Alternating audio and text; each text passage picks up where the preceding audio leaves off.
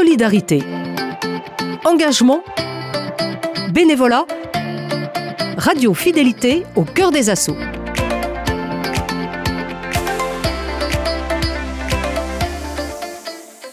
Dans cet épisode d'Au cœur des assauts, découvrez l'association Avipar de Saint-Brévin-les-Pins.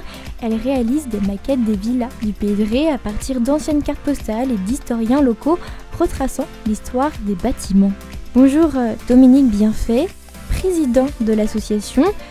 Vous vous aidez avec des cartes postales pour réaliser les maquettes des villas. Est-ce que des historiens vous apportent leur aide ? J'ai été voir donc les historiens du Pays de Ré. Qui m'ont donné beaucoup de cartes, j'ai téléchargé beaucoup de cartes postales et c'est maintenant sur les cartes postales qu'on travaille. J'ai aussi l'historienne Madame Matteau qui m'a aidé un petit peu sur mes recherches. Sinon, c'est des villas en me baladant que je découvre, qu'ils ont un cachet. Voilà. Là, par exemple, peut-être qu'on va faire la Duchesse Anne.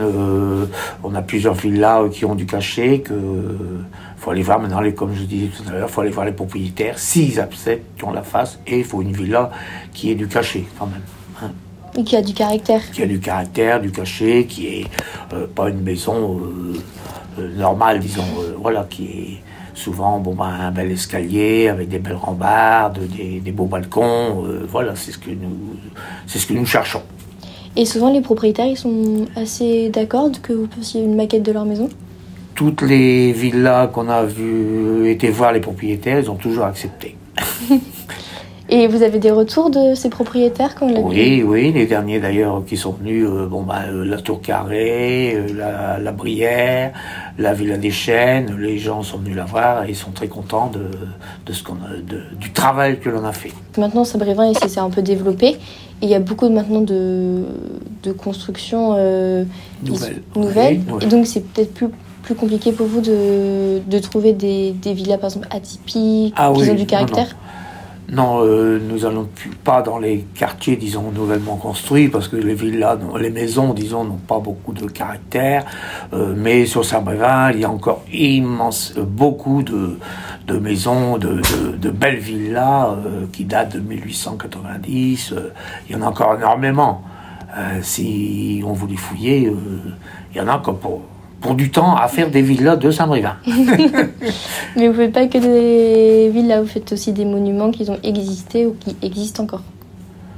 En monument, il n'y a pas tellement de monuments, c'est des villas surtout. Des monuments, si nous avons fait les menhirs par exemple, qui sont autour de Saint-Brévin, c'est tout. Sinon, en monument, si la porte du Lazaret.